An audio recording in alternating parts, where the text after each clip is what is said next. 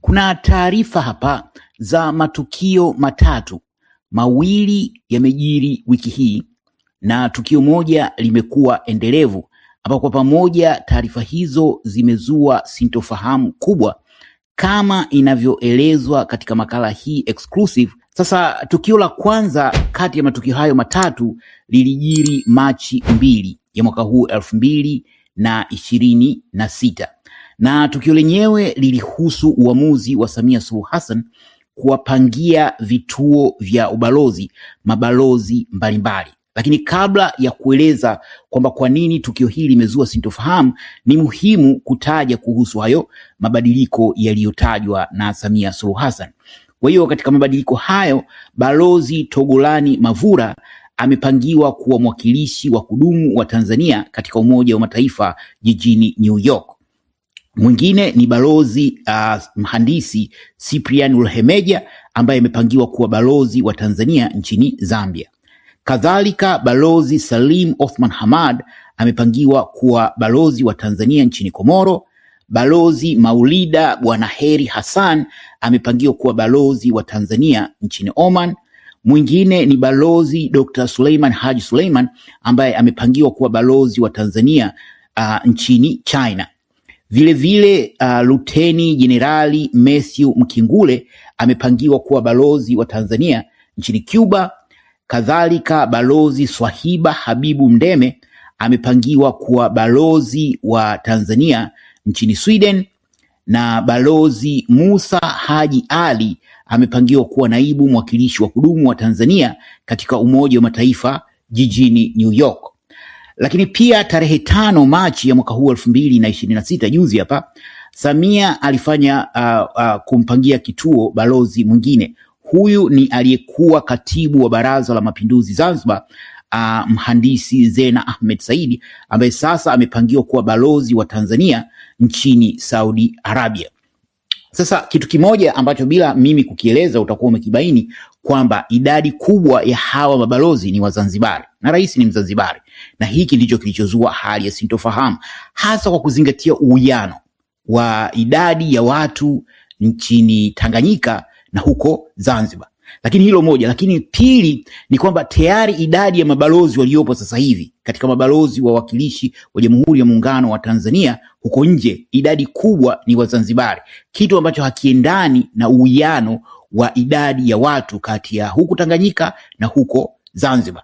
Lakini zaidi ikizingatiwa ukweli kwamba rais aliyopo madarakani, angalau kwa mujibu wa katiba, ni kutoka upande mmoja. Kwa hiyo hili limezua hali ya manunguniko ya chini chini kwamba kuna aina ya upendeleo katika teuzi mbalimbali zinazofanywa, na kwa hakika katika teuzi za hivi karibuni kumekuwa na hizo hisia kwamba Wazanzibari wamekuwa wakipewa kipaumbele zaidi katika teuzi hizi ambazo kimsingi ni kwa maslahi ya Jamhuri ya Muungano wa Tanzania, ambayo Zanzibar ni sehemu tu ya hiyo Jamhuri ya Muungano wa Tanzania, lakini idadi ya watu kati ya huku Tanganyika na huku Zanzibar ni tofauti. Lakini la muhimu zaidi ni kuelewa kwamba katika teuzi hizi zinazofanyika, wakati wa Zanzibari wananufaika na nafasi za Jamhuri ya Muungano wa Tanzania, ni vigumu sana kwa Mtanganyika kupata uteuzi katika nafasi zinazoihusu Zanzibar. Kwa hiyo hili limezua hali ya manunguniko, hasa ikizingatiwa kwamba licha ya hawa waliobadilishiwa vituo, lakini mabalozi waliopo sasa hivi idadi kubwa zaidi ni Wazanzibari kuliko Watanganyika. Sijui wewe msikilizaji unalitizama kwa mtizamo gani, lakini limeleta hayo manunguniko, na hili pengine unaweza ukalielewa zaidi kutokana na haya matukio mengine mawili ambayo yanaweka uhusiano kati ya Tanganyika na Zanzibar katika darubini, na taswira inayopatikana sio ya kupendeza sana. Sasa hili la pili linahusu taarifa ambazo kama nilivyosema awali kwamba kuna matukio matatu, mawili yamejiri hivi karibuni, lakini moja ni tukio endelevu, na hili tukio endelevu ndio hili la pili. Kwa mujibu wa taarifa kutoka maeneo mbalimbali kwamba kumekuwa na wafanyabiashara kutoka Zanzibar ambao wamekuwa wakienda maeneo mbalimbali ya Tanganyika na kununua ardhi kubwa. Taarifa ya mwisho imepatikana kutoka huko Mbulu, ambapo mtu mmoja ambaye inaelezwa kwamba ana ukaribu na Samia Suluhu Hassan amenunua eneo kubwa sana huko maeneo ya Mbulu. Lakini pia Samia mwenyewe ana eneo kubwa huko Mbulu, lakini vile vile wafanyabiashara mbalimbali huko Iringa, Songea, Mtwara na kwingineko wamekuwa wakinunua maeneo makubwa huku Tanganyika. Kwa nini hili linatatiza? Kwa sababu Tanganyika ni vigumu kupata ardhi Zanzibar, ni vigumu kununua ardhi Zanzibar. Lakini pia ina tafsiri pana zaidi kwamba mtu anaponunua ardhi ni kama vile nchi inaponunua ardhi katika nchi nyingine. Kwa mfano Tanzania, Jamhuri ya Muungano wa Tanzania ina mpango wa kujenga ofisi yake hapo Nairobi nchini Kenya. Kwa hiyo lile eneo kimsingi, eneo la ubalozi ni sawa na sehemu ya Tanzania. Popote pale eneo la ubalozi, hata ikiwa la kukodi, linakuwa ni sehemu ya nchi husika. Kadhalika unaponunua ardhi, ile ardhi inakuwa ni sehemu yako. Kwa hiyo tukiwa na wafanyabiashara 100 wa Zanzibar ambao wananunua maeneo makubwa ya Tanganyika, kwa lugha nyingine, kwa tafsiri sio rasmi, ni kwamba kipande cha Tanganyika kimechukuliwa na Zanzibar kwa kutumia hii logic ya kwamba mtu akinunua ardhi kwa mujibu wa uelewa wa Jasusi TV huko nyuma, ardhi mara nyingi mtu anaponunua au anapokodi inakuwa ni kwa miaka pengine 99. Hii ya umiliki wa ardhi kwa mujibu wa taratibu za wakati huo, sina taarifa za uhakika wa muda huu kama unaponunua ardhi ile lease inakuwa miaka mingapi, lakini zamani ilikuwa ni miaka 99. Kwa lugha nyepesi ni takriban karne nzima. Kwa hiyo ile ardhi inakuwa yako. Kwa hiyo mnapokuwa watu 10 mkanunua maeneo makubwa sana ya ardhi, ni sawa na watu wale kuwa mmeihamisha ile ardhi kuipeleka sehemu nyingine, kwa sababu ninyi mnatoka sehemu nyingine. Tuwe na ukweli kwamba Tanganyika na Zanzibar ni nchi mbili tofauti japo zimeungana, lakini ni muhimu pia kuelewa kwamba ni vigumu kwa Mtanganyika kwenda Zanzibar kwenda kufanya haya yanayofanya, kwenda kununua ardhi. Lakini baadhi ya watu pia wamekuwa na maswali kwamba je, ununuzi huu wa ardhi ni wa malengo tu ya kibiashara, watu wanataka kupata maeneo ya biashara kwa ajili ya kilimo na vitu kama hivyo, au kuna ajenda ya siri kwamba Tanganyika inamegwa kiaina kwa ununuzi? Kwa sababu kama nilivyosema, unapoenda kununua ardhi, ardhi ile inakuwa ni sehemu yako ya ukoo wako na nasaba yako ya sehemu ulipotoka. Kwa hiyo kwa namna hiyo inawezekana inajenga tafsiri kwamba pengine sehemu ya Tanganyika sasa inamezwa na Zanzibar kwa namna hii ya ununuzi wa ardhi. Sijui wewe msikilizaji unalitazama vipi hili, una maoni gani?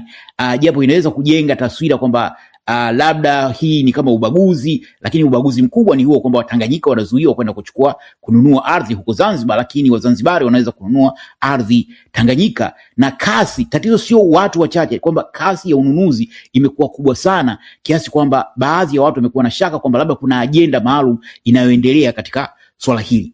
Tukio la tatu kuelezea kwa kifupi ni nalo limejiri hapo jana Machi 6 ya mwaka huu 2026, na nitalisoma kidogo kwa kifupi kwa sababu limeripotiwa na gazeti la Nipashe kwamba serikali ya Zanzibar imetangaza mpango wa kuanza kununua mchanga kutoka Tanzania bara kwa ajili ya kutumika katika utekelezaji wa miradi mikubwa ya maendeleo inayotekelezwa visiwani humo.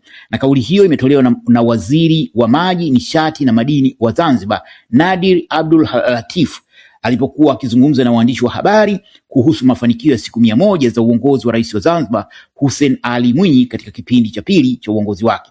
Kwa hiyo waziri huyo amesema kwamba hatua hiyo imechukuliwa kutokana na Zanzibar kukabiliwa na uhaba wa rasilimali ya mchanga unaoweza kukidhi mahitaji makubwa ya ujenzi, hasa katika kipindi hiki ambacho serikali ya Zanzibar inaendelea kutekeleza miradi mingi mikubwa ya maendeleo.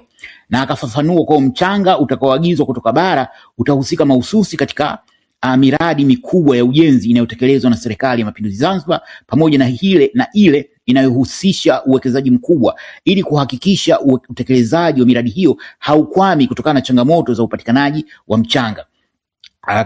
Akaeleza hapa namnukuu, tumegundua kuwa miradi mikubwa ya maendeleo inayotekelezwa Zanzibar kwa sasa inahitaji kiasi kikubwa sana cha mchanga. Kutokana na hali hiyo, serikali imefanya tathmini na kuona ni vyema kuanza kuagiza mchanga kutoka Tanzania bara kwa ajili ya miradi hiyo mikubwa. Na kaongeza kuwa hatua hiyo inalenga kulinda mazingira ya Zanzibar kwa kupunguza uchimbaji mkubwa wa mchanga ndani ya visiwa hivyo ambao unaweza kusababisha athari za kimazingira ikiwemo uharibifu wa ardhi, mmomonyoko wa udongo na kuathiri mifumo ya ekolojia. Hata hivyo, waziri huyu amesisitiza kuwa wananchi wa Zanzibar wanaohitaji mchanga kwa ajili ya shughuli ndogo za ujenzi kama ujenzi wa nyumba binafsi na utengenezaji wa matofali hawatalazimika kununua mchanga kutoka Tanzania bara. Sasa hii ni mwendelezo wa yale wa hili tukio la pili ambapo amesema kwamba idadi kubwa ya Wazanzibari wamekuwa wakinunua ardhi huku huku Tanganyika. Sasa hili linahusu kuchukua mchanga kutoka bara.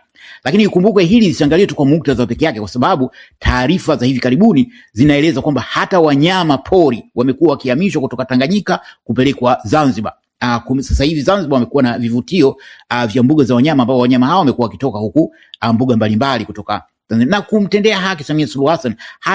Hajaanza katika utawala wake. Magufuli ndio mwanzilishi wa hili, alichukua wanyama kupeleka huko Chato na kutengeneza mbuga ya wanyama kule kwake. Kwa hiyo Samia ameendeleza kile ambacho kimeanzishwa, na lakini tatizo angalau kwa Magufuli ilikuwa anawatoa Tanganyika kuwapeleka Tanganyika, lakini hao wanatolewa Tanganyika kupelekwa Zanzibar. Sasa hili la mchanga linaleta sintofahamu, kwa sababu kama wao wanajali hofu ya kuchimba mchanga huko Zanzibar itaathiri mazingira, vipi kuhusu Tanganyika? Kwa sababu nako kile ambacho wanaogopa kitatokea kule kwao, hapa pia kitatokea. Lakini la msingi ni kwamba Mtanganyika hawezi kuruhusiwa kwenda Zanzibar kwenda kuchukua mchanga kwa sababu zilizo wazi.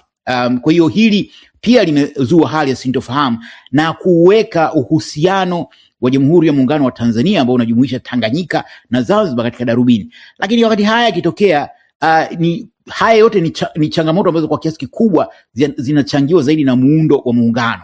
Lakini pia kumekuwa na jitihada kubwa za kukwepa kile ambacho kinafahamika kama jinamizi la Nyerere. Jinamizi la Nyerere maana yake kwamba kuongelea muungano kunaweza kupelekea muungano huo kuvunjika, kwa sababu una changamoto kubwa sana na zinakwepa kuongelewa. Na kukwepa kuongelea ndio kuzidisha hizo changamoto badala ya kuzitatua. Je, wewe msikilizaji una maoni gani kuhusiana na haya matukio matatu kuhusiana na Tanganyika na Zanzibar? Toa maoni yako hapa kwenye comment. Asanteni na kwaherini.